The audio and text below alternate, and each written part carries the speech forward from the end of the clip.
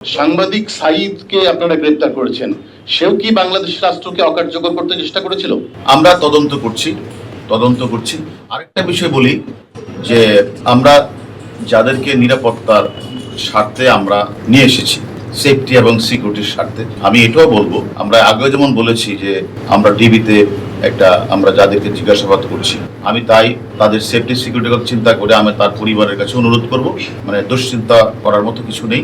আমরা মনে করি তাদের সেফটি সিকিউরিটি আমরা দেখছি এবং তার পরিবারের জন্য নিশ্চিন্ত থাকে, সেটা আমরা তাদেরকে আশ্বস্ত করতে চাই, তারা যেন এই নিয়ে কোনো চিন্তা না করে। 5 দিন আগে এলিট ফোর্স আরিফুল ইসলাম নামে একজনকে গ্রেপ্তার করে তাকে ভিডিও ফুটেজে দেখিয়েছে এবং সে হচ্ছে ভিপি নূরের যে রাজনৈতিক দল তার কর্মী।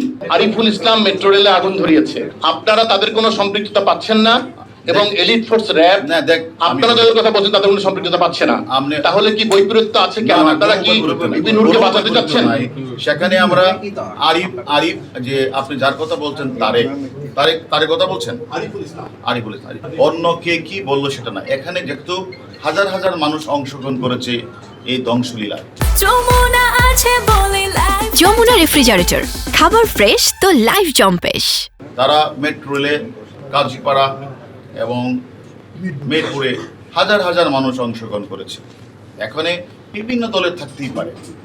আমরা যাদেরকে গ্রেপ্তার করেছি তারা নেতৃত্ব দিয়েছে এবং তারা এই কাজটি করেছে, তারা স্বীকারোক্তি আমাদের কাছে প্রদান করেছে, আপনাদের আমরা সেটা বলেছি, তাই না?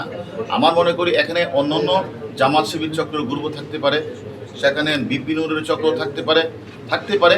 আমরা কিন্তু ভিপি নূরকেও নিয়ে আসছি রিমান্ডে, আমরা তারেককেও নিয়ে আসছি, আমরা একে সবাইকে নিয়ে আসবো এবং আরও যাদের নাম আমরা পেয়েছি, আপনাদের আমরা কথা দিয়েছিলাম আমার পুলিশ ভাইয়ের উপরে যারা হামলা করেছে, হত্যা করেছে, তাদেরকে আইনের আওতায় নিয়ে আসবো। আমরা কিন্তু অনেককে নিয়ে এসেছি।